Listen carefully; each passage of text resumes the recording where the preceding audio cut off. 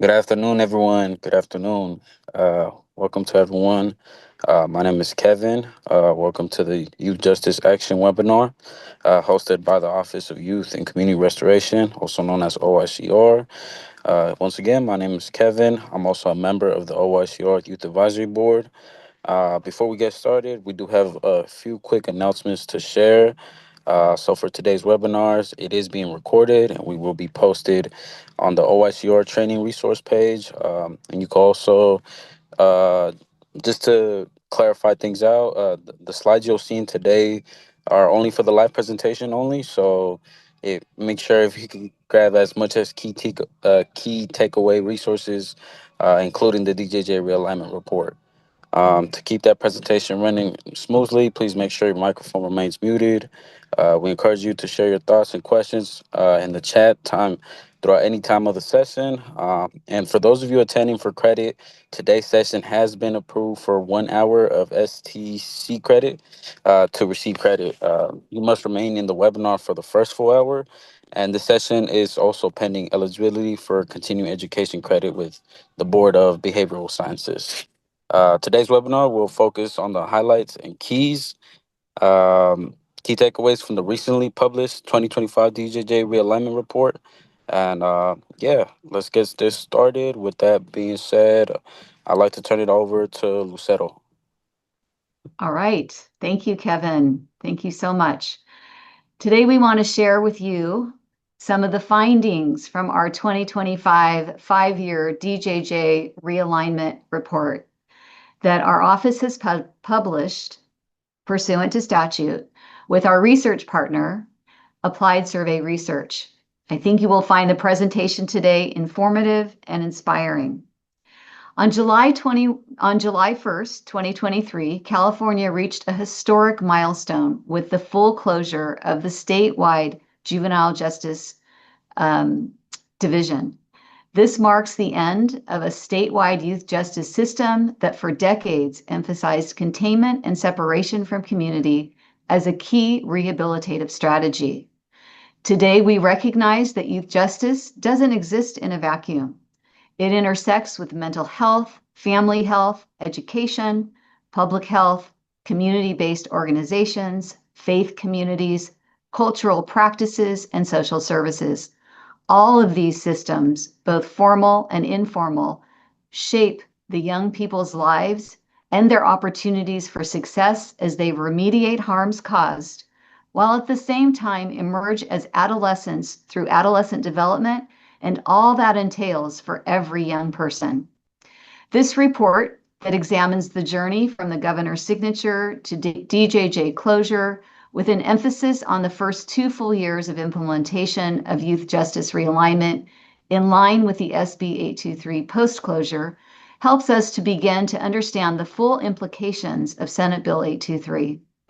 Observe the progress in the shift from a punishment lens to a healing and restorative justice lens, and identifies collaborative opportunities to for sustainable reform. This is a key moment in the history of our state to reflect, learn, and acknowledge the continuous improvement model that has been launched, and that everyone we spoke with, from the youth to judges to probation officers to community partners and educators, all acknowledge is worth doing and is even imperative for us to do because it aligns with the research, the data, and the science that tells us definitively that when children and youth are treated with a positive youth development model, that they are safer, their families are safer, and our communities are safer. Now I'll hand it over to our Data and Research Policy Chief, Camilla Holloway, and she will say a few words about today's webinar. Thank you. Hello, and thank you, Director Lucero. As the director mentioned, SB 823 signaled a fundamental shift in youth justice. A few of the critical shifts involved included ending DJJ commitments and transferring responsibility to counties, establishing our office, the Office of Youth and Community Restoration, expanding juvenile court jurisdiction to age 25, and creating secure youth treatment facilities. These major changes in how we operate at state and local levels presented incredible opportunities to transform programming and resources to better support young people and families, but they also presented significant operational challenges in implementation. We will shift our conversation toward the focus of today's discussion, the DJJ Alignment Report, but first let's take a look at the results of one of the questions you answered in your registration about your familiarity with SB 823 and realignment. The responses show a wide range of starting points, and this webinar is designed to meet those needs, whether you're just learning about it or have been deeply involved in the work. As we discovered with the poll, 14% have not heard of it. Some of you are brand new to SB 823, which is completely fine. Our goal is for today's session to give you a foundation and help you understand what realignment means for youth justice in California. 23% are somewhat familiar, but haven't had much exposure yet. Our hope is that this webinar will help fill in the gaps and give you a clearer picture. 21% are somewhat familiar or you've engaged with this topic at some level. Today we'll build on what you already know and offer practical insights into how the work is unfolding. 26% are very familiar, and for those, we hope you'll hear new perspectives, deepen your understanding of challenges and success, and consider ways to leverage this information in your own work.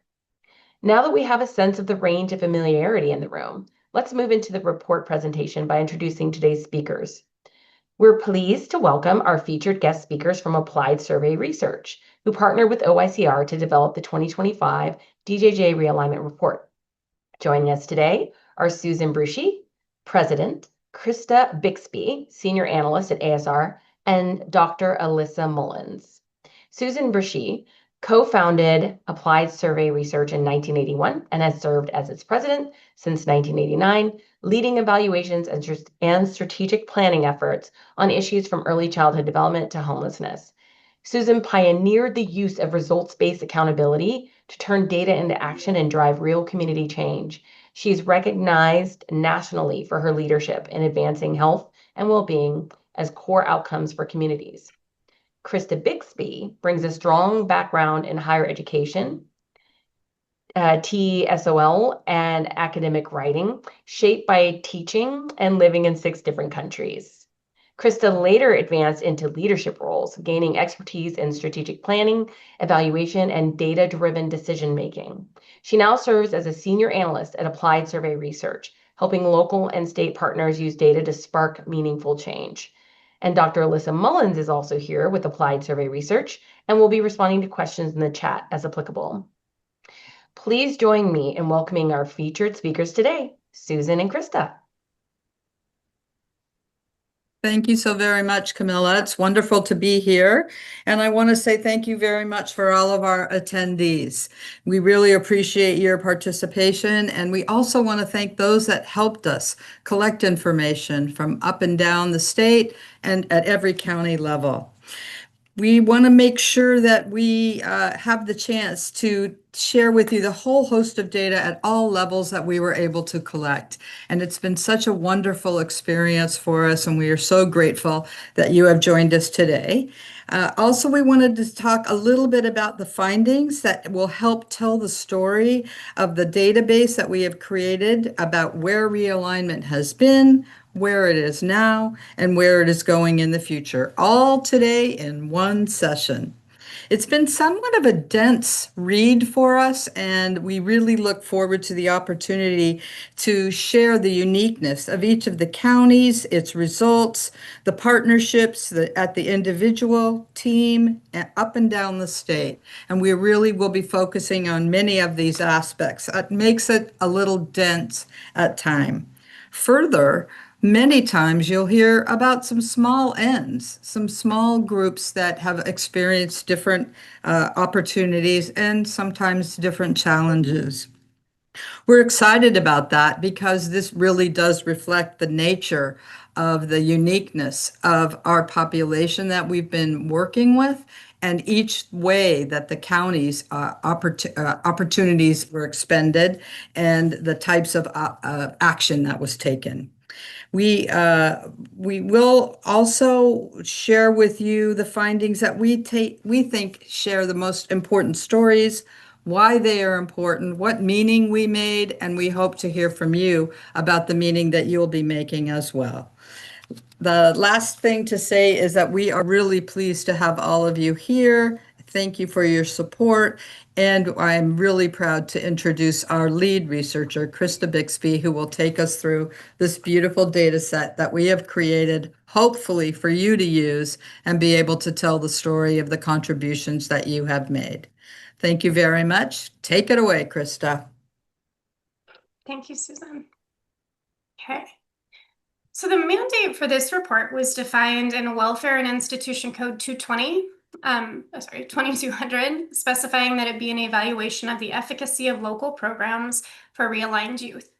For the term realigned youth, we refer to the definition established in Welfare and Institution Code 1990 as youth eligible for commitment to the Division of Juvenile Justice prior to its closure. Now, when our team began this work in July of 2024, we quickly realized how early in the implementation process the reform was. Despite the bill being passed in September of 2020, DJJ intake ended for most youth on July 1st of 2021, and all DJJ facilities closed on June 30th of 2023. As a result, we approached this work as a baseline or a formative assessment rather than a summative evaluation of efforts. The data included in this report are that which shows a statewide summary of impact and progress, not county-level findings. It is important to note that all information synthesized in this report should be interpreted with the understanding that summary level and statewide highlights will not directly represent each county's processes or outcomes due to the variability that exists across the 58 counties. Now, the study utilized a mixed methods design, incorporating secondary data from state and local agencies and rich qualitative narratives from key stakeholders in the youth justice system. ASR analyzed secondary data from large public databases, such as the Department of Justice, to establish the context that prepared the ground for the SB 823 reform, and secondary data from the Consortium report on youth during the DJJ closure and AB 102 data to provide insight on trends post-SB 823. We engaged in a variety of methods to collect primary data to capture cross-system changes and impact. Data was collected through a survey sent to all probation departments in California, of which we received a 76% response rate, capturing the feedback from 44 probation departments. 62 key informant interview sessions were held with 92 individuals that were present in total. Stakeholders included court stakeholders consisting of judges, district attorneys, and defenders, community-based organizations consisting of advocates, leaders of the organizations and alliances, probation, board of supervisors, behavioral and medical health providers, and family. For youth input, a survey was developed in collaboration with OYCR's Youth Advisory Board and structured by the Positive Youth Development Domains. As per IRB regulations, the survey was anonymous and was sent to youth who had experience at an SYTF and were at least 18 years old. 16 youth completed the survey. Now, while we value every youth voice that contributed to this work and we are very grateful for it, we also acknowledge that with the limited responses to the youth survey, findings are not generalizable to the experience, perspectives, or outcomes of all youth across California. To minimize over-interviewing justice-involved youth, ASR decided to substitute youth interviews with interview transcripts provided by the Social Changery. These transcripts reflected 21 youth who had SYTF experience. The icons that you see on this slide will be used throughout the presentation to indicate where the information reflected on that slide is sourced from. Now, progress, challenges, and positive aspects across the SYTF commitment were elevated by participants in varying stages of the continuum. What you see depicted here is a general overview of the steps along an SYTF commitment beginning post-adjudication. This reflects the ideal of how the structure is intended to support youth as per OYCR's Stepping Home model for restorative justice, rehabilitation, and successful reentry for youth. For those that are not as familiar with this process, please let me take a second to give a brief overview in as simplistic of terms as I can. This graphic begins by depicting the SYTF commitment placements. The facilities are to be as close to home as possible. Youth do undergo screenings prior to commitment, but this is also done post-commitment to identify needs. From the identification of the youth's needs, an individualized rehabilitation plan is generated with the multidisciplinary team. In theory, programming is then made available to the youth to address what has been identified in the individualized rehabilitation plan. Every 6 months, a youth engages in a progress review hearing with the court to review the progress they've made on those plans. During these hearings, courts can take up to 6 months off of a youth's baseline commitment and determine if a youth is able to move into a less restrictive program. Less restrictive programs offer youth access to the community and greater independence. Youth still earn day-for-day credit while in the community. In preparing to return back to their communities, a transition plan is developed, which includes aspects like plans for employment, school, and living situations. This is followed by re-entry into the community with wraparound supports. Now, the green leaves here depict new practices or the ones that evolved in some capacity for the implementation of this process locally for youth.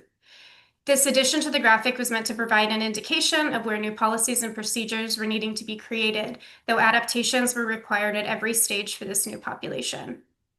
In this presentation, we will provide brief information on varying aspects of this framework, but we will begin with the overall perception of the reform, including its benefits and its challenges initially. As was described earlier in this presentation, there were varying elements to the legislation, of which many key milestones have been achieved. The Office of Youth and Community Restoration was developed and provides practice and policy technical assistance for the realigned youth system. The creation of this office under the Health and Human Services Department was described by stakeholders as a step in the right direction towards a healing approach. All counties developed a Juvenile Justice Coordinating Council, or a JJCC, and certain counties developed collaborative court committees and community-led forums to coordinate this work and adapt to new policies, procedures, and a youth population with distinct needs. Additionally, there has been an investment both in resources, financial, but also human resources, put into developing programming to meet the complex needs of youth over longer periods of commitment and a broader age range. This is work that is continuing to evolve. Now, in interviewing stakeholders, one of our first questions was to inquire what each individual hoped that SB 823 would achieve for the youth in their community. The following are perceptions expressed by stakeholders. Many individuals noted benefits to the reform, with almost all reinforcing the value of youth remaining closer to their communities, where they could maintain connections and further develop relationships with family, including their own children, trusted adults, and support networks.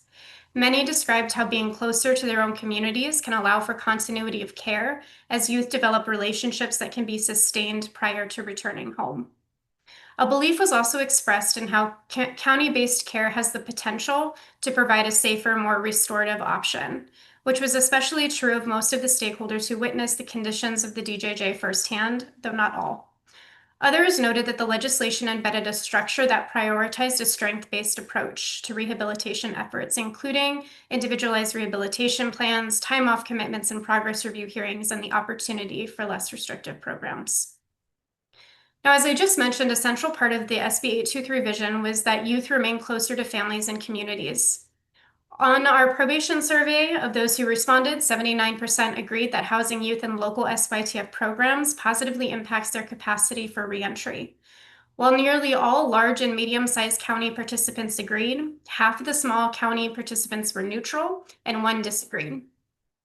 These county differences may reflect variations in resources and access to community providers, as well as a level of required investment to support programming, including specialized programming, programming for very small populations, and/or their reliance on contracting with another county, which may be several hours away from the youth's local area. Now, when inquired about with youth, 82% of those who responded to the youth survey agreed that staying close to their community makes them feel supported by community members. Further, 69% of youth agreed that they were making amends with their community, and 81% saw value in doing so. Now, as with any multi-system change, challenges also arose. Stakeholders described the challenges they perceived with the reform, especially in the early implementation stages. They described how the reform launched under an accelerated timeline, which felt unrealistic to many. There were perceived limitations and guidance on policies, practices, and the funding that would be distributed to begin preparatory work in advance. Many described how the challenges were further compounded by COVID-19, coinciding with the passing of the bill, which was a period that had already caused staffing challenges and a focus on integrating new pandemic-related policies and practices. Almost all groups described the challenge that existed at the onset and continues today with replicating the services that were offered through a more centralized system. They identified specialized services, including intensive mental health, sexual behavior treatment, substance abuse, and gang intervention services, as those challenging to offer in each of the 58 counties, especially when considering challenges related to the size of the county, access to clinicians and services, and the quality of those services in relation to the complexity of their youth's needs. Lastly, the inconsistency of implementation was described across all stages of an SYTF commitment, including how the size of the county and their access to resources and providers affected opportunities for youth, but also the variation in facility type and size, programs offered, visitors permitted, judge discretion on time off commitments, community-based organizations involved, and access to less restrictive programs and reentry supports. Essentially, this variation equates to varied youth experiences, of which there is also an additional layer of added complexity in regards to how a youth's experience would be different based on when they were committed to an SYTF, as programs and efforts are still continuing to evolve today. Now, it was clear from stakeholders, especially community leaders we spoke to, that a true shift from punitive to healing requires more than a policy change. It requires cultural transformation. Many emphasize that a new way of thinking is needed to actualize the intention of the SYTF system of care, and that a deeper transformation in mindset and culture is required to truly shift to a healing-based approach. Now, many describe the DJJ realignment as learning to fly a plane while building it, or as some explained, it felt like it was treated like pivoting on a basketball court instead of turning around a cruise ship. They reinforced how challenging this shift was at the onset and how they are continuing to learn as time goes on and adapt. Though progress has been noted by many. Judges described seeing youth be engaged in a way they had never seen before. Community leaders described pride in shutting down state facilities and seeing youth step into their own and become leaders in their communities. Probation described re-envisioning spaces and opportunities, not only for their youth and SYTFs, but also in their juvenile halls. Families described pride in their children and the way they engaged and grew. And youth themselves described access to opportunities, but also the opportunity to transform this system for the betterment of all youth. Now, there are some very real challenges that still exist and are reflected within our report, but it was clear that across all groups interviewed, there was a united dedication to provide youth with opportunities to help them heal and return to their communities with the potential for a better future, despite differences in opinions on approaches, timing, and ways in which this is accomplished. Now, when we talk about the youth affected by this transition, we are talking about two distinct populations. One, the youth who were at a DJJ facility and transitioned back to their counties, and two, youth who would have been eligible for DJJ but began their commitments at a local SYTF facility. What you see reflected on the screen is in reference to where youth were placed at the time of the DJJ facility closures. As of January 2023, there were 410 youth under DJJ's jurisdiction. By the time the last state facilities closed in June of 2023, 102 youth were discharged, and 308 were recalled by their counties, which was a technical term used in the documentation, but equates to youth transferring back to county jurisdiction. Now, of the 308 youth who were transferred back, 140 were committed to SYTFs, and 168 had other outcomes, such as being placed in a less restrictive program or on community supervision. Probation and court stakeholders made explicit mention of the challenge experienced by the youth returning from DJJ, discussing the disruption of their programming, scheduling, and consistency of environment. Many described how the youth were accustomed to larger facilities with more freedom of movement and access to work programs, as well as established relationships they had with the staff and peers. In terms of outcomes, data was not available regarding the youth who returned to their communities, but we did hear from stakeholders that youth who returned directly to their communities from DJJ struggled with the transition, especially without pre-established relationships with probation staff or with local community providers. Now, this slide shows the trend line of DJJ commitments and SYTF commitments statewide. It is not an ideal comparison, as the summary of the total of DJJ commitments were calculated by calendar year and the total of SYTF commitments were calculated by fiscal year. So this offers a preliminary option to monitor trends and commitments. As you can see, between 2017 and 2021, there were an average of 278 DJJ commitments, with a peak in 2019 and a decline in 2020 and 2021, likely due to decarceration efforts related to COVID-19. The transition period showed a gradual increase in SYTF commitments in fiscal year 21-22 and 22-23, which may show a post-COVID rebound, as well as emerging sites and practices within counties. However, there were 386 SYTF commitments reported for fiscal year 23-24, which is 16% more than the comparison point in 2019 of DJJ commitments, as this was the pre-COVID peak. As these are aggregate numbers, we did an additional analysis at the county level. We compared the 2019 pre-COVID peak numbers and the fiscal year 23-24 commitments. Of those, 37 counties had at least one DJJ commitment in 2019, or at least one SYTF commitment in fiscal year 23-24. Among them, 41% had fewer youth commitments and 11% had the same number, and about half of the counties had more youth commitments. More specifically, 24% had a net increase of 1 to 4 youth, 11% increased by 5 to 9, and 14% had 10 or more youth in comparison. Now, during interviews, court and probation stakeholders cited possible contributing factors based on their perspective, including that SYTFs may be seen as more lenient than DJJ, in part because youth remain closer to home and can be transitioned to less restrictive step-down placements, and that the courts may be gaining confidence in SYTF programming, making them more inclined to use them as placements. Now, to meet realignment requirements, counties were tasked with developing SYTFs, or secure youth treatment facilities for youth. These housing units could either be standalone facilities or units within existing county facilities. Some counties operate their own SYTFs, while others contract with other counties. As of January 2025, 37 counties in California operate 48 SYTFs. 73% of these are in juvenile halls and 27% are in camps. California provided funding in preparation of the reform. Before July 1st, 2023, the median dollars distributed across the 58 counties was roughly $1.8 million, with a range of $500,000 to $56 million per county across 3 fiscal years. According to the probation survey, 81% of responding counties reported making changes to their facilities, and 60% of counties noted that the awarded resources were not sufficient to implement all necessary facility changes. Small counties had higher rates of neutral responses.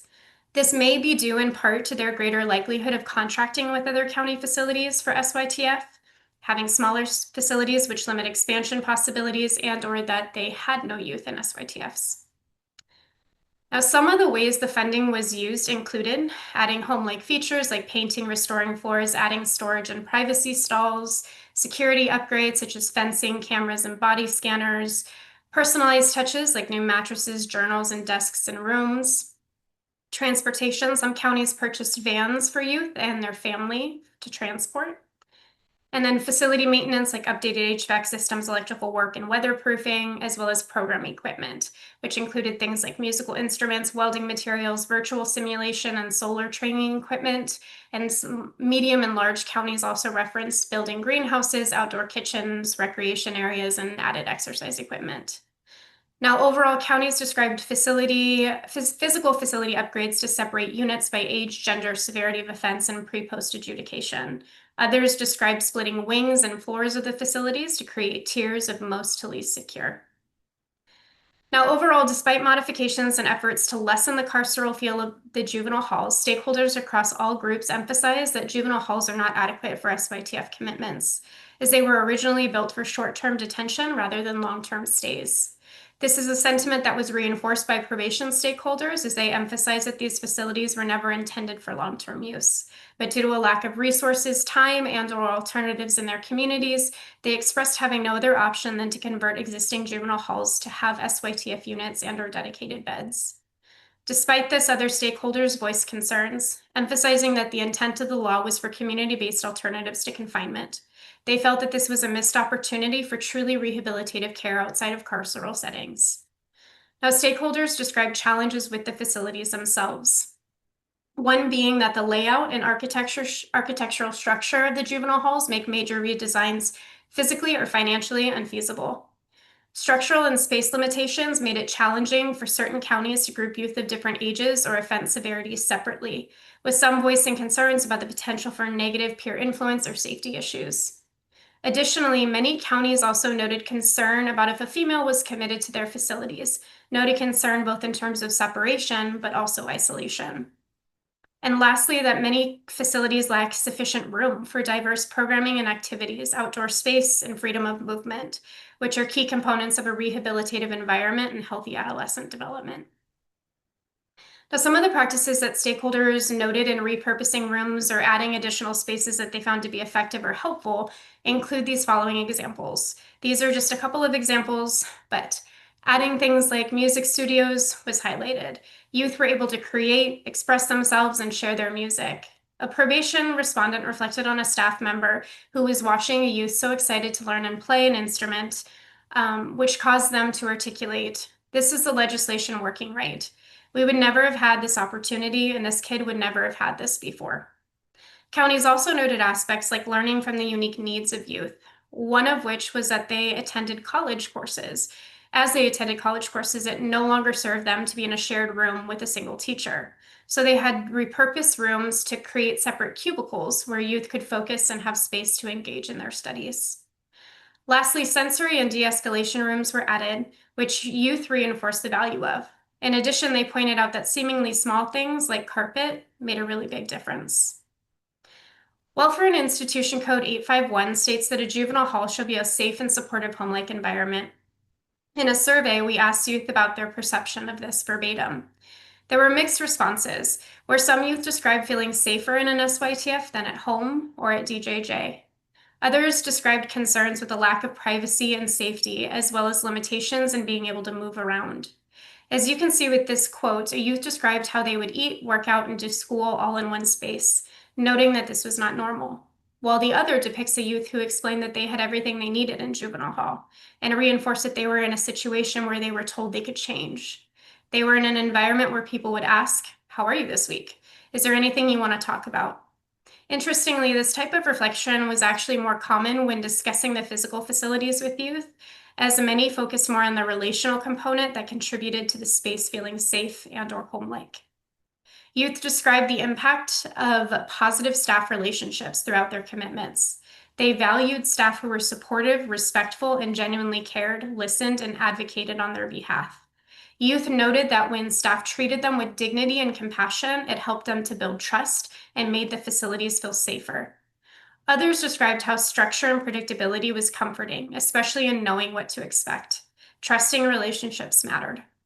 In contrast, this experience varied depending on the county and the facility. Some youth described examples of staff being dismissive, dehumanizing, or retaliating, which contributed to the environment feeling unsafe. Probation stakeholders described how after the realignments, both SB 81 and then further with SB 823, they were seeing staff who may have been trained, and I quote here, in a more traditional way, move on to other departments or outside of the juvenile space. They spoke of chiefs and deputies that came from education and social work backgrounds who wished to see the juvenile justice transformation actualize. They described trainings that staff go through on culturally responsive care, trauma-informed care, and adolescent development, discussing ways the staff are trained to engage with youth and connect with them. Interestingly, with this reform in some facilities, the youth are now older than some of the staff, which probation departments noted is requiring additional training and work around this unique dynamic. Community leaders reinforce the importance of staff having the tools to understand the cultures the youth come from, learning from others who have gone on their own healing journeys, and to avoid what they perceive in some counties to be a one-size-fits-all clinical approach.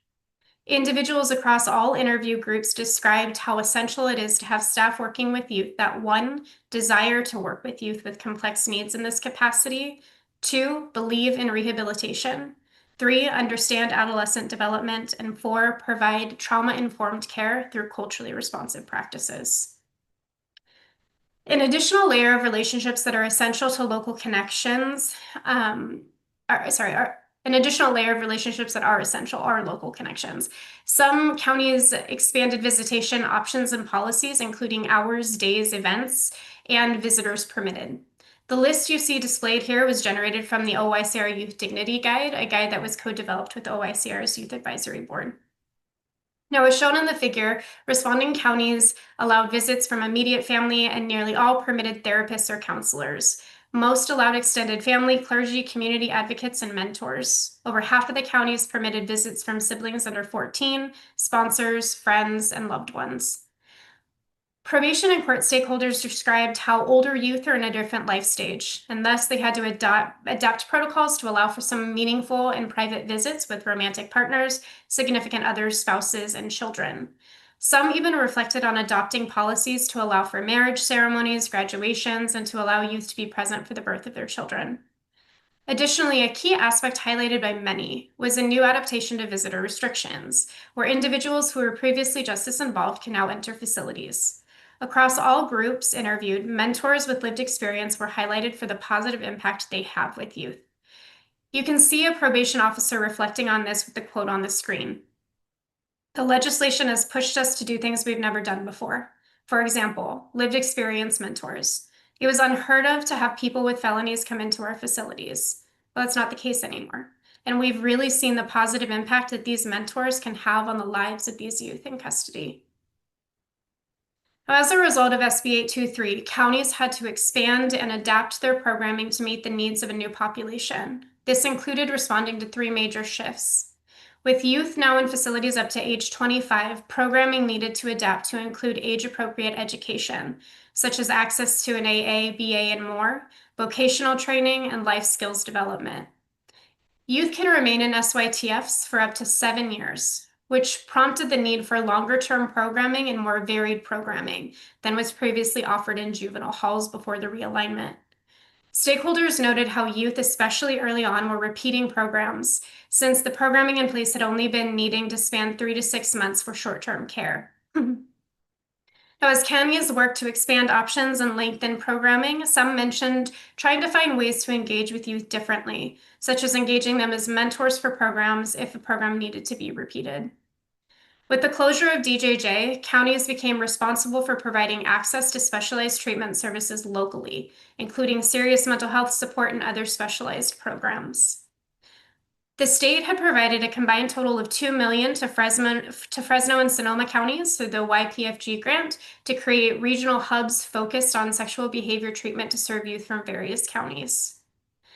Above all of these more specialized programs mentioned, counties reinforced that there was a continued struggle to identify support services for youth experiencing serious mental health challenges due to a lack of access in certain counties, a lack of space in residential facilities, and challenges with residential regulations for youth who are either under 18 and/or are currently in custody. Lastly, an aspect that was brought up often was the original hope for more individualized programming with smaller numbers of youth. Instead, counties described the limitations they experienced with smaller economies of scale.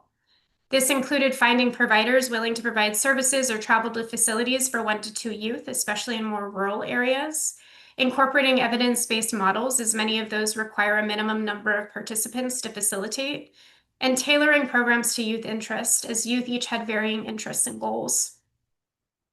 Now, there were a wide variety of programs used by counties across varying domains and ways of categorizing the programs. We will not be able to even remotely cover those today in this session, but I did pull out a couple of examples of programs and state support within the education and employment domains.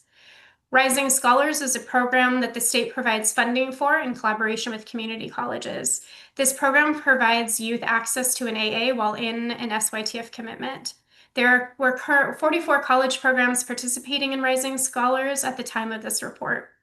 87% of the counties who responded to the probation survey indicated providing access to Rising Scholars for youth, either on-site or off-site. Educational programs like Rising Scholars, which provide access to higher education, are showing promise. Another program, Project Rebound, which is provided by California State University, reported in the fall of 22 that Project Rebound scholars had a recidivism rate of less than 1%. Employment and vocational programming is an area that is continuing to evolve, with stakeholders indicating a need to expand opportunities. Challenges included space, staffing, time, community connections, as well as funding availability. One opportunity that 9 counties have begun taking advantage of is partnering with the Department of Rehabilitation. The DOR provides young people with disabilities access to education and career support, both during their commitment as well as upon reentry into the community. As of May 2025, nearly 77 youth have received services. Now, when asked about motivation in SYTF programming, 50% of youth agreed that they felt motivated or interested, 13% disagreed. Youth primarily highlighted that access to educational and vocational training, including college preparation, apprenticeship programs, and Rising Scholars, were the most beneficial programs. Others highlighted programs that provided real-life context, emotional support, and community engagement. Some youth did feel that the programs were not truly rehabilitative and felt more like a formality than an opportunity for growth. Again, speaking to the variation that will occur by facility as well as by facilitator. Now, many stakeholders reinforce that the relationship between the youth and the staff or the facilitator was the most crucial, more than any specific program or curriculum. Youth feeling seen, supported, and understood by staff or facilitators was key. Youth reinforced this, stating how building rapport with the facilitator equates to a different level of engagement. Community leaders emphasize the value of offering treatment and support programs through local CBOs, especially when the staff have lived experiences. This allows for a deeper level of trust because they can understand youth's challenges firsthand and connect with them on a deeply personal level. Counties also discussed roles that made a difference in providing youth access to resources. One of these roles was noted as having a huge impact, that of a resource navigator. This was a dedicated role that focused on connecting youth with resources and helping support them in receiving the services after making the connection. A county described how the resource navigator in their facility was able to consistently search for county opportunities and deadlines. An example they gave was that they determined the youth in their juvenile hall was eligible for $1,500 monthly through a guaranteed basic income program, and they were able to help the youth apply and receive that funding. This position also assists youth who may be experiencing difficulties accessing the help requested, such as not hearing back from a program, which was noted as a common occurrence. Now, additionally, listening sessions were elevated. Stakeholders reinforced that co-creating listening sessions with the youth and community being served, centered around relationships and trust, allow for solutions that are community-driven and long-lasting. Importantly, many discussed how crucial youth input was in program design and in providing feedback to the program selected. A specific program was actually brought up multiple times, where a youth developed and submitted a proposal to probation to begin a guide dog program.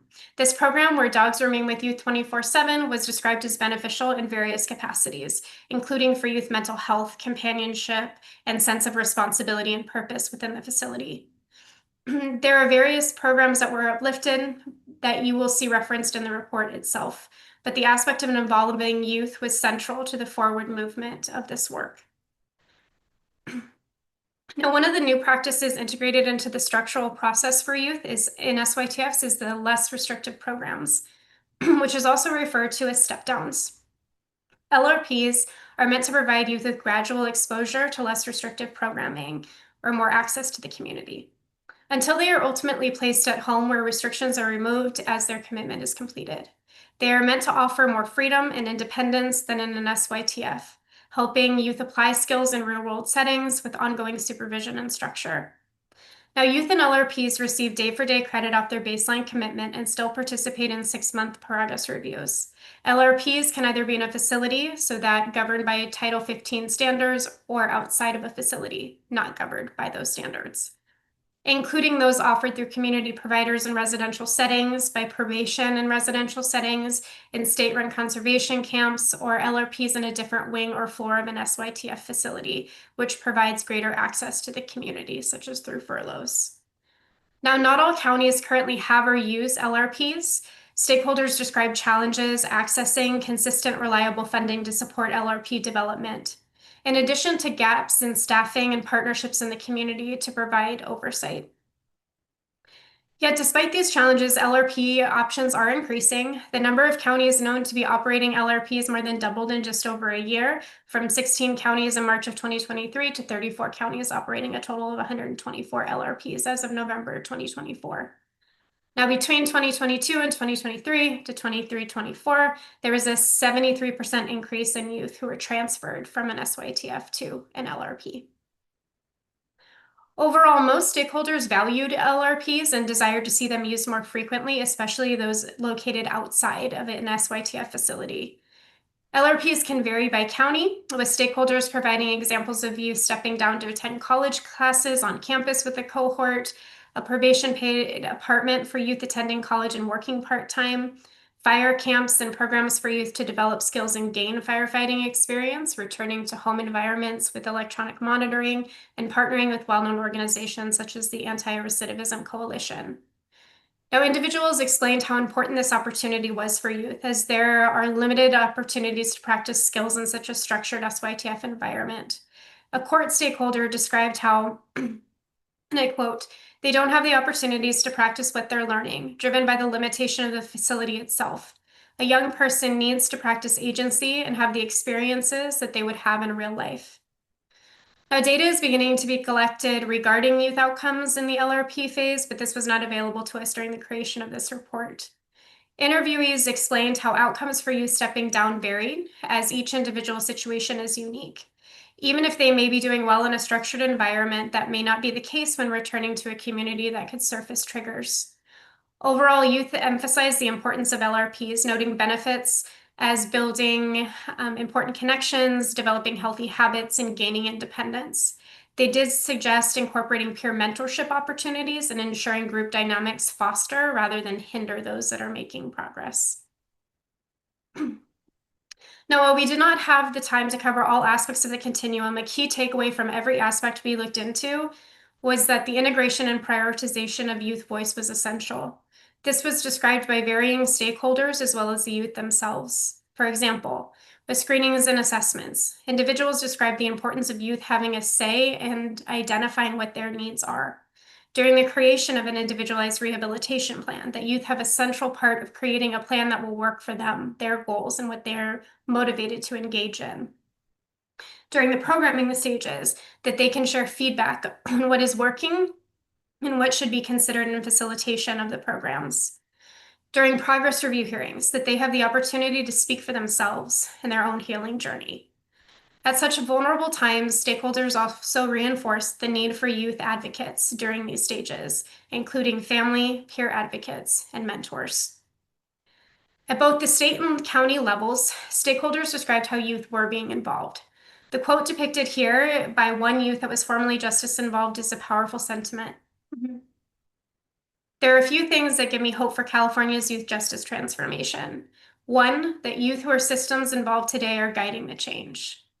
OYCR has launched the Youth Advisory Board, a board of 25 young people with lived experience that meet weekly to shape youth justice, policy, and practice. Counties also noted how they are prioritizing youth voice locally. They described youth advisory committees for their juvenile halls. Some even saw success with including separate committees, including for the general juvenile hall, for the SYTF unit, and for the LRP stage. In these committees, youth, typically 2 individuals per unit, gather to discuss and convey to probation what's working well and what should change. Additionally, counties described ways they're involving youth in leadership type positions, including, but not limited to, facilitating unit orientations, collaborating with CBO program facilitators to develop peer mentorship programs, participating as custody interns, and more. Now, while youth outcomes vary, individuals elevated impacts ranging from youth becoming business leaders, community leaders, and evidencing individual change. They reflected youth who earned degrees and certifications, gained work experiences, in some cases launched their own businesses. Some examples of these successes highlighted by participants include a youth who, after participating in an entrepreneurship program where they learned skills to develop a business model, do taxes, and adhere to labor laws, launched a successful window washing business, is now employing others in the community. A youth who was selected to serve as a youth advocate for a countywide training course through the Annie E. Casey Foundation in Washington, D.C., contributed a great insight and was a valuable member of the process. And a father who described how his child was a completely different person than when she entered an SYTF. He shared how she made positive changes, especially after participating in therapy and learning to take accountability. Stakeholders did reinforce that a more robust and thoughtful approach to following up with youth who have returned to their communities to gather further insight will only strengthen this work. Now, while these are examples of powerful stories, individuals also reinforce that it is not just about typical perceptions of big wins. They reinforced that seemingly small things to many, like seeing a youth who may have struggled with aggressive reactions get into a situation where they chose a different reaction, that is also a success. And it is a part of the process of healing and needs to be honored. Now, I'd like to reiterate that this presentation was just a small glimpse into a report that really attempted to capture the nuance of what was elevated across all groups that were interviewed. We encourage you to refer to the report for more in-depth information on each aspect of what was covered here today and more, as in such a short time frame, there is so little we can tangibly explore together.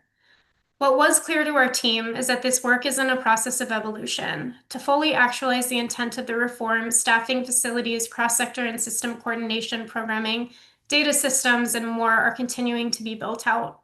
But sustained investment across systems is essential to ensure that this shift in youth justice is sustainable, equitable, and centered on youth healing and accountability.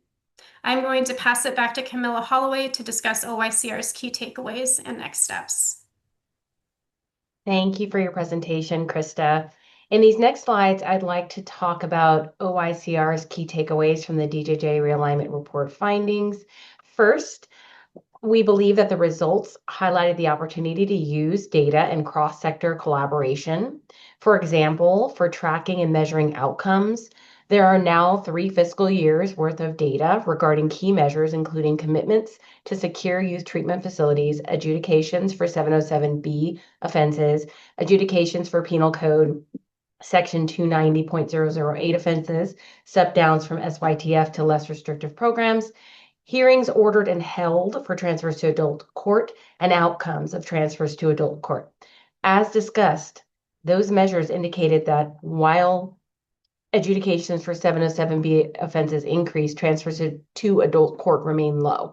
We also saw that step downs from SYTF to LRPs increased steadily across the 3 years. We can use this data to create an awareness framework for collaboration at the state, county, advocacy group level, and more.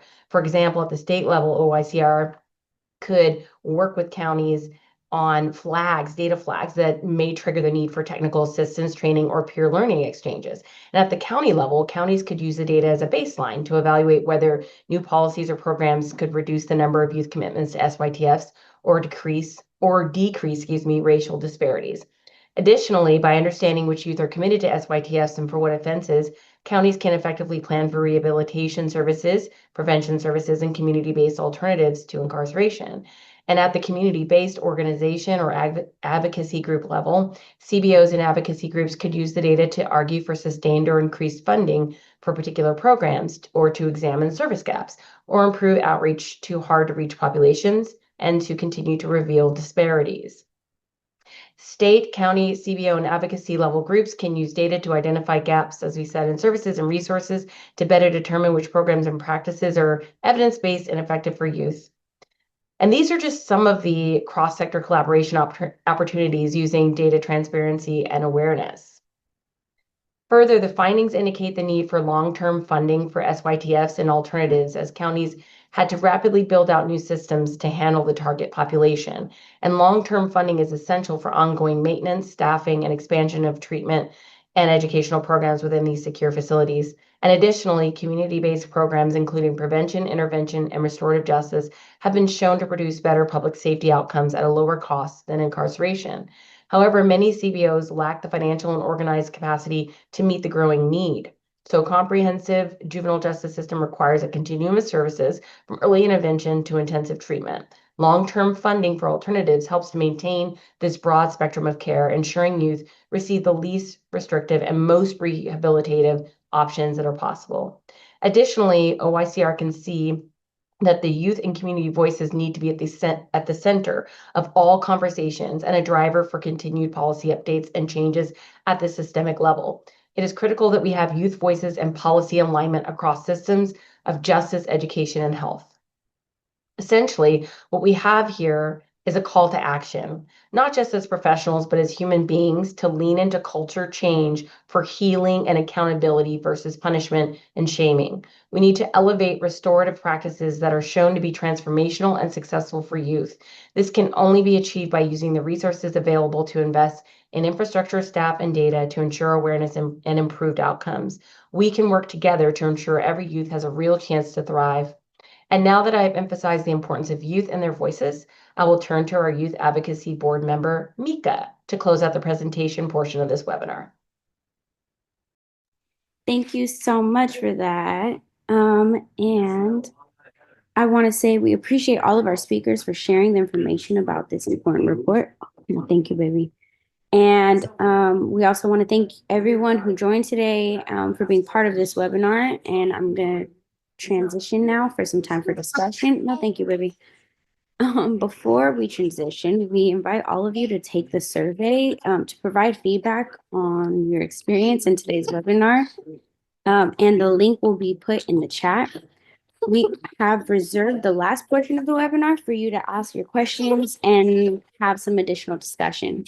If you're able to remain on for this portion, I know we're close to the end time, but if you're able to stay on, it would be appreciated. And we welcome you to stay. If you have to leave, we encourage you to do the follow-up with the recording, which will be made available within the week.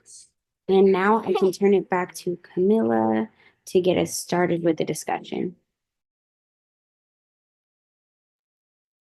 Thank you. Okay, thank you for staying with us for the open discussion portion of this webinar. At this time, we'd like to invite you to ask questions about the presentation or the report. You can raise your hand, and once called upon, you can unmute, or you can post your question in the chat. And we will allow 10 minutes for this open discussion portion. Hello. I had a question that I actually put in the chat. Two things. One, well, first, thank you so much for this information. Greatly appreciated. One of the questions I had was, I know adults have an issue with certificates and education transferring from inside to the outside, and they have those challenges.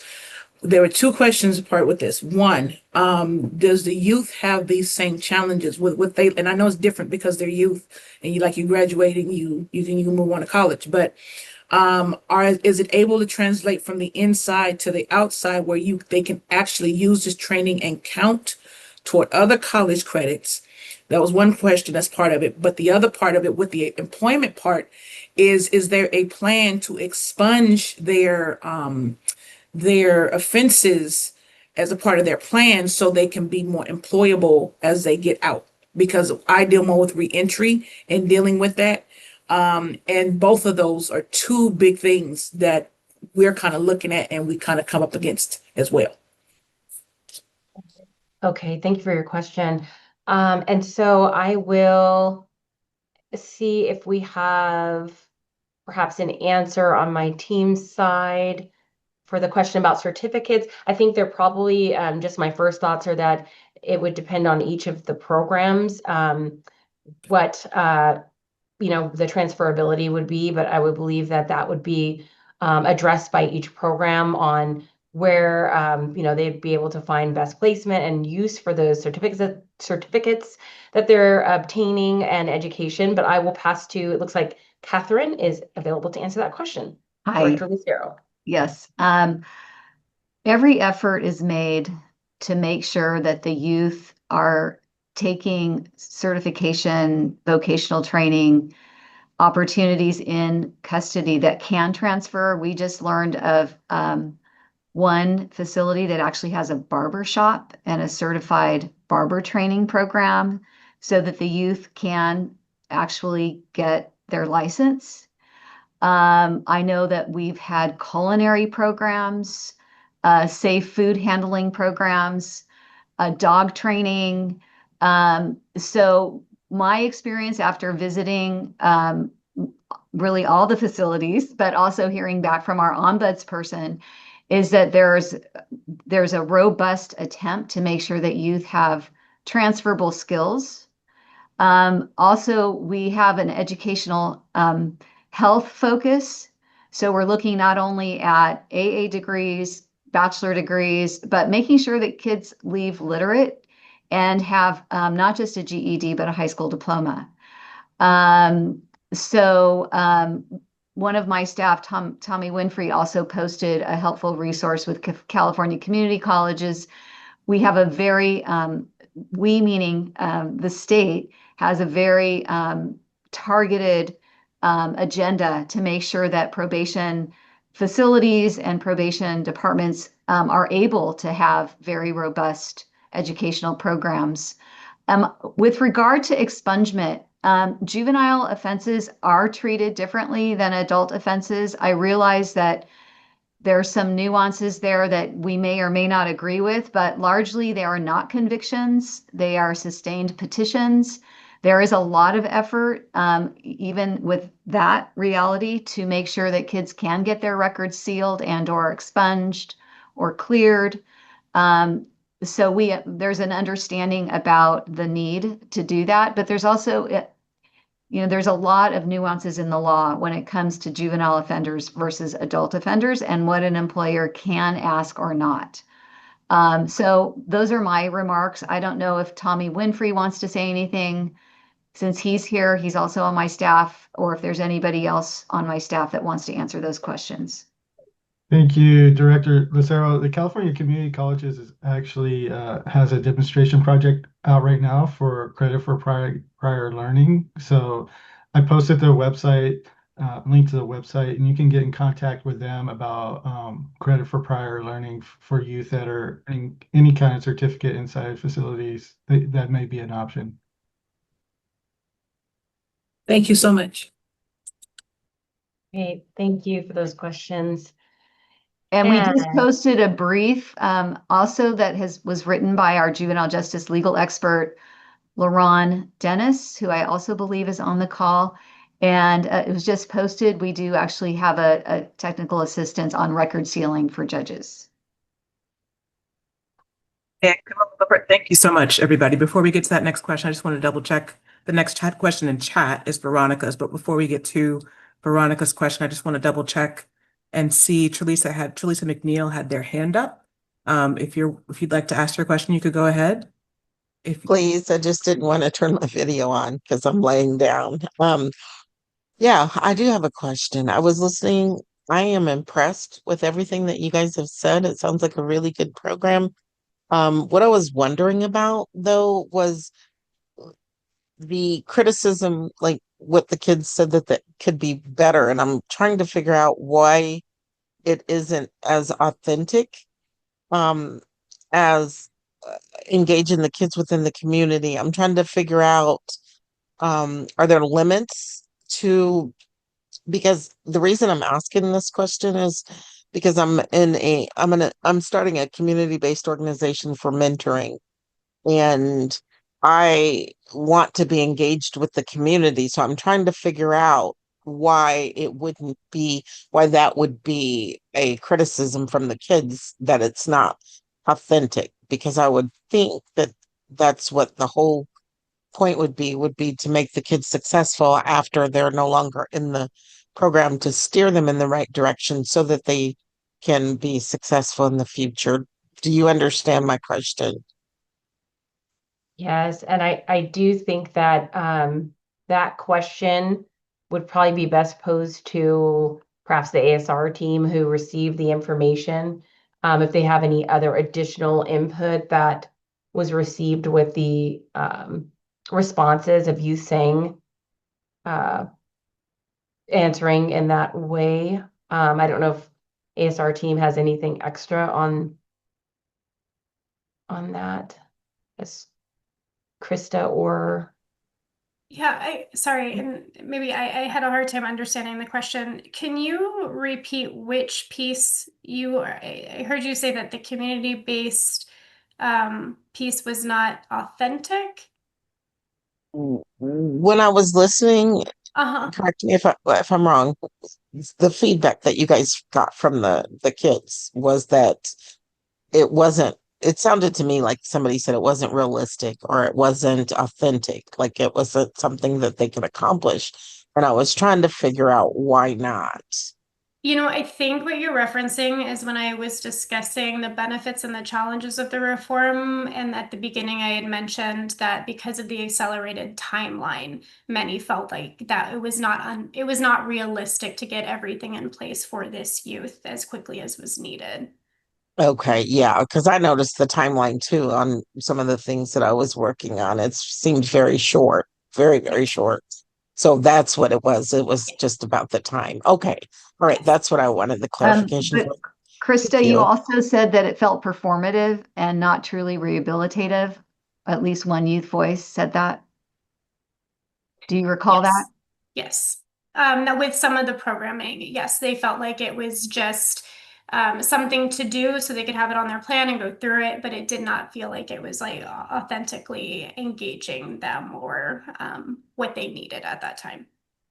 So what would be the barrier for them to have their program authenticated is what I'm trying to figure out. What would be the barrier why that person's program was not authentic?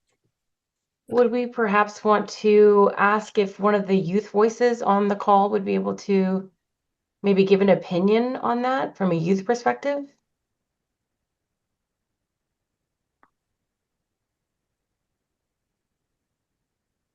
It's okay if not. I just thought maybe I'd give them an opportunity in case they had any thoughts on it.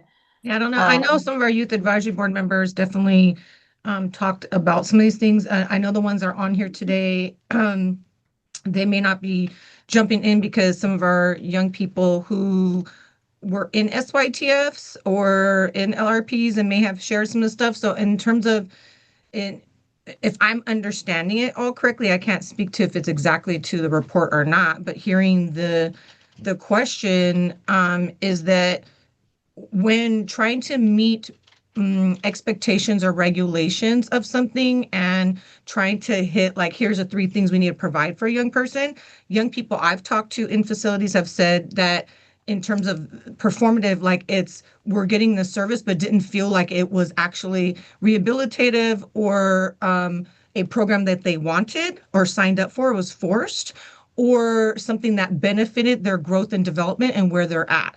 So what I mean by that is everyone is on their own individual plan. And if they're just getting the same three services that's offered to all the youth, but it's not going to help them move the needle to the next place for them, that's where it feels like they have to just do this. Now it's a part of a programming and they're going to get scrutinized for not completing it versus something that's very beneficial that helps them grow, learn, transform, and meet, the goals that they're setting themselves up with their own individual rehabilitation plans.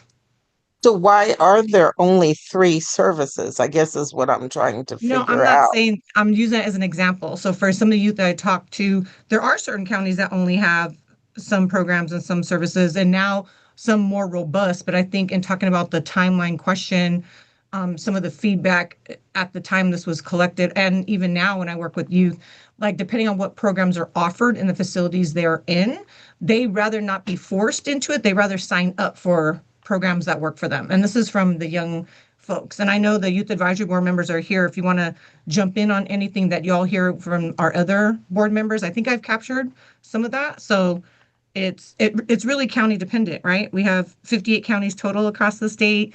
And then what in what facilities, especially in talking about SYTFs, and we broke down kind of the numbers earlier on who has those in which counties and how many we have, but what programs are also being offered and how are young people, how is it serving them in where they're at in their rehabilitation strategy and plan, if that makes sense.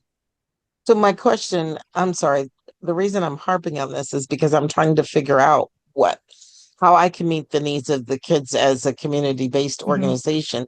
So I guess what I'm trying to ask, are there limits to what can the community-based organizations, if the kids are back in their communities, I'm just still baffled by the restrictions. Is it funding? Because it seems like if they're back in their communities, the sky would be the limit, right? That they could do whatever to meet their goals. Does that make sense? I'm trying to Yeah, it understand the totally makes, dynamics. yeah, it totally makes sense. And I think from where I sit, because I'm the youth voice champion and ally for our young people across the state and youth voice. And so my answer is always going to be, if we want to know the answer, ask our young people. We ask our young people, they have the solutions, and then we need to go find the resources to back up what they're telling us. Because from what I've known in doing this work for over 25 years is our young people have been telling us all along.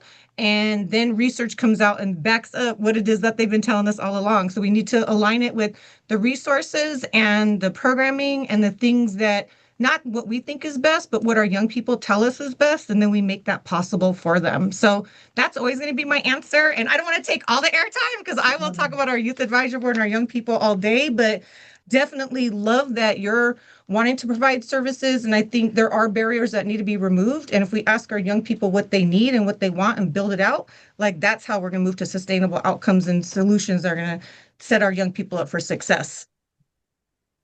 That's great. Thank you, Susie. And we have maybe 2 more minutes. So I wanted to make sure we could get to our last Yeah, question. I want to get those, the chat Just put those questions. in the chat so they're all there together for you. Awesome. Okay, so I had actually scrolled to the question. Okay, so the next question is, who is your target donor, target partner when it comes to continuing SYTF's long-term funding? So for example, private sector, big businesses, who would be the right person to reach out to at OYCR for, oh, I'm sorry. So let's start with that first question, sorry. So again, who's the target donor, target partner when it comes to continuing SYTF's long-term funding? Do we have anyone who wants to speak to that, or should we take that one back to really? Well, I mean, Christian knows that there's a JJRBG dollar amount. Christian probably knows the exact amount. I think it's over 200 million, but it is divided up between all 58 counties. But that is the base for the care and programming of our youth, for probation departments, for the secure youth treatment facilities, and for treatment and rehabilitation of youth who would have gone to DJJ. I know that what we heard was that's not enough. And I certainly am not going to disagree with that because the folks in the trenches know what they need. I think private government partnerships are an excellent idea. And I know that every county would probably welcome such a partnership. So happy to talk more offline about how to develop that possibility so that counties and probation departments can have everything they need to make sure that youth are served in a way that's equitable throughout the state of California. Yeah. Okay, and just to get to the last two questions really quickly before we go into guided discussion, who would be the right person to reach out to at OYCR for technical assistance or legislation? I believe we got an answer to that one where we had Lauren, I believe, was dropped into the chat for the legal questions.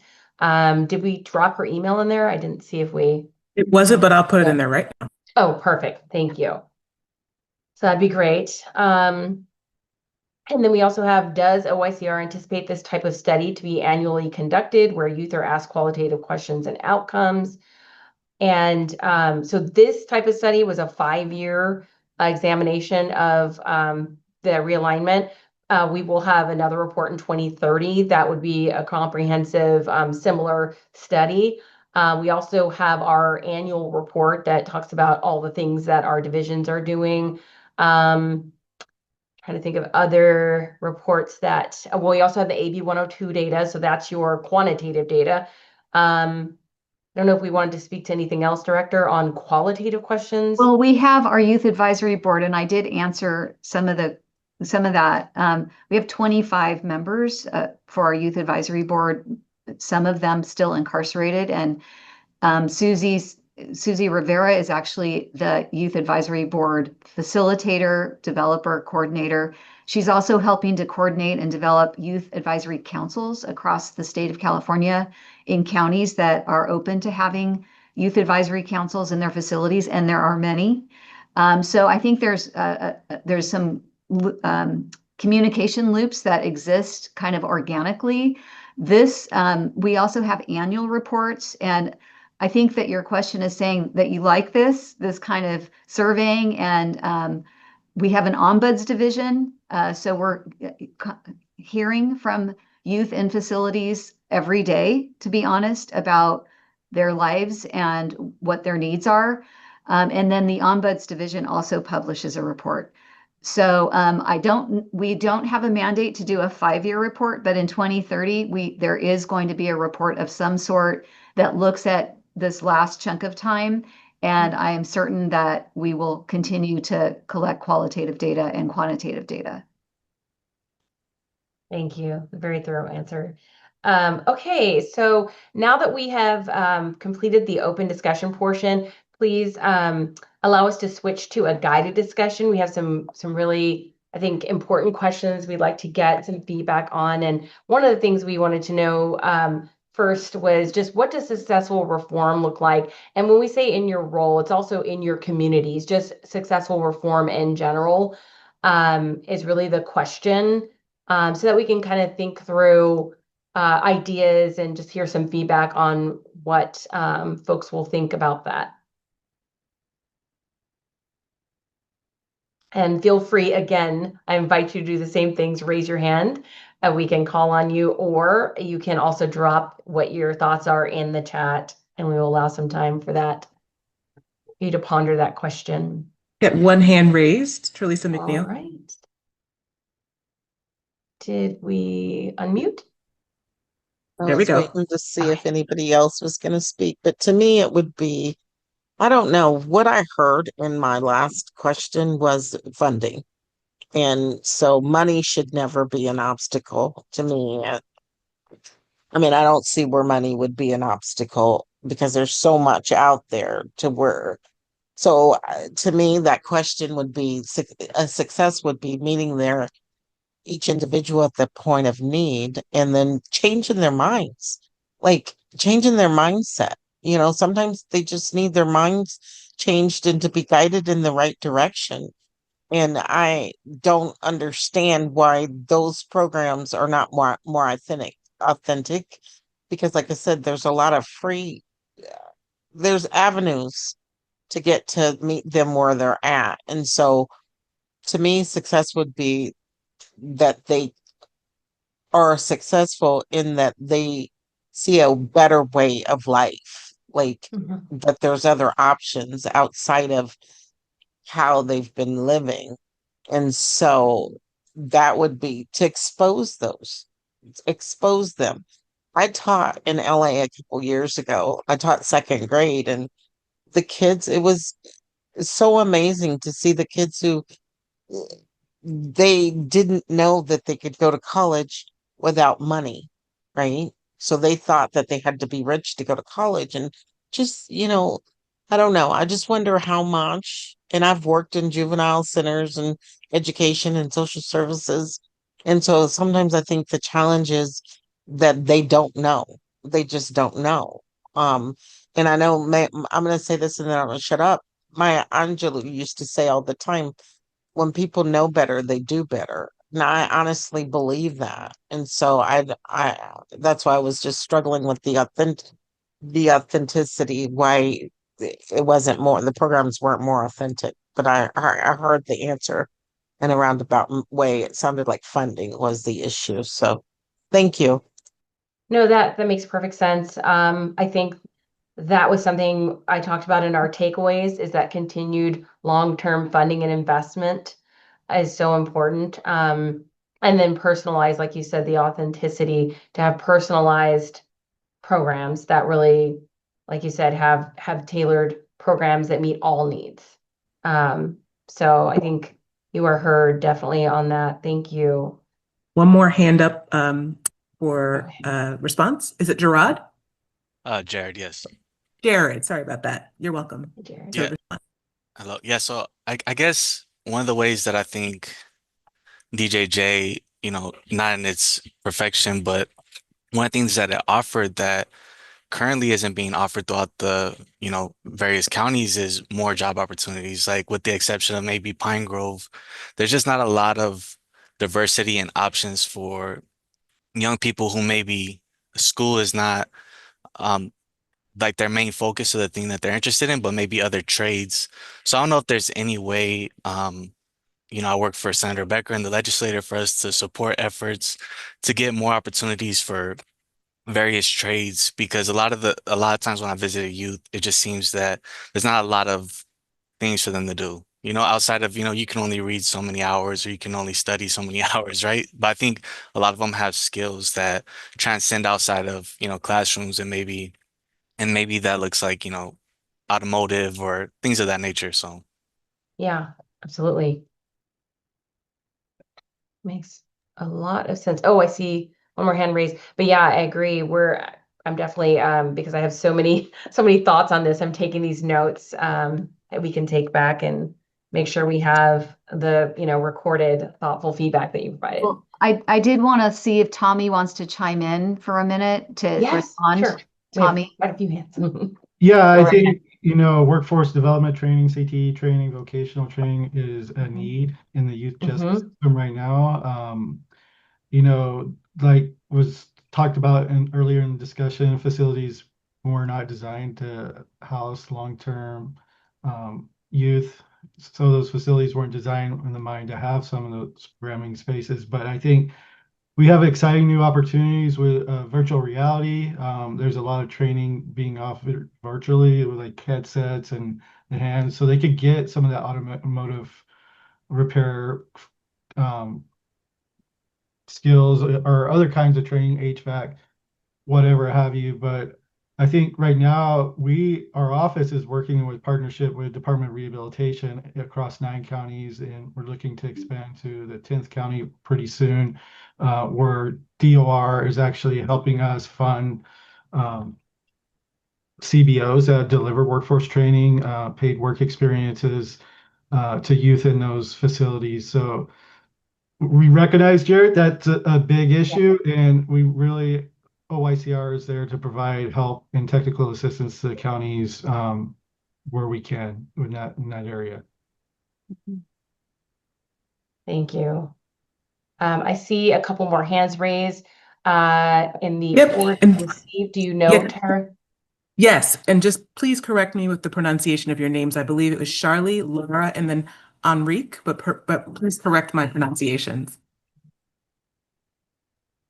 Thank you, Charlie. Hi, it's Charlie. Yes, you're fine. Can you hear me okay? Okay, good. I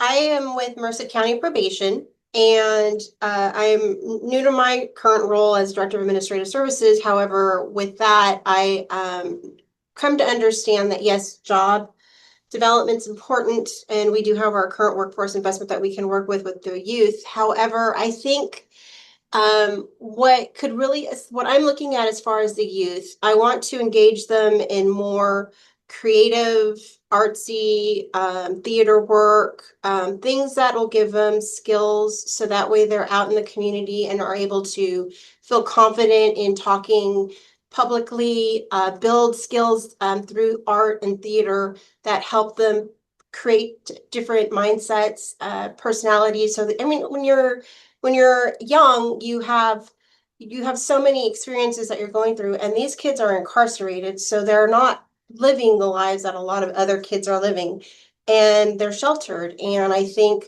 if we can work with community-based organizations, specifically as far as I think local community businesses, like the local pizzerias, the local people that are engaged in their communities, who are working in small coffee shops, little things like that. So that way we're able to allow those small businesses to take advantage, not advantage, but to take advantage of a resource that's actually there for them. If we could subsidize that for them to get those kids involved, but also develop a community. So that way, when the kids are out, when they're released and they're in the community, they have a touchstone. They know their local barber. They know their local coffee house. They know their local pizzeria joint. They know their local artists. They know their local community members who are, in the arts. And they have like all of these little other people who are there to like mentor them and help them and help it. I mean, I feel like it just benefits the community as a whole because it builds that trust and it gives kids a different view of their life, not just what they've known, but a whole nother aspect of successful individuals in the community. Yeah, they might not be, trillionaires, but they're making it. They're working in the community. They're giving back to their community. So I think those types of role models and that kind of connection, I think is something that we should look into and allow us to fund that. I know probation for Merced, we love to try to stay within a community as much as possible. And that's my goal for the next, year or two, is to make sure that we're drilling down into our community so that way I'm able to connect those dots for people. So that way when the kids are released, they have those touchstones, as well as working with the colleges. I know we're working with our local Merced College, which is doing a fantastic job of getting in and teaching them at the facility. But also I want to see them connect with like our UC Merced and have like trips out there to kind of like get engaged and see, oh, this is what's out here. There's actually, I can go to a 4-year school. Things like that. I think that's so important. Now, I'm not trying to dismiss the vocational training. I understand, but I think higher education is necessary. That's really going to be, regardless of what you're doing, you're going to need an education behind you. So that way you can at least expand and grow more and not feel like you're just stuck in that one trade. Right. Opportunities and diverse arrays of those opportunities. I want to thank everyone for staying on for this engaging conversation and staying on to discuss this topic. There's a few closing announcements as we end the webinar. We'd like to remind everyone that the webinar recording will be available on the OYCR website within a week, and you will receive that link via email. Please reference the report itself as the takeaway from today's presentation. Also, save the date for the next webinar in the Youth Justice Action Series on Tuesday, October 21st at noon, where we will be joined by the California Families Tribal Coalition to dive into why inquiry matters as we explore best practices for identifying tribal affiliation in youth justice. The link to register will be in the chat. And that concludes the webinar. Thank you again for joining us, and we hope to see you next month. Everyone have a great afternoon, and thank you for staying on.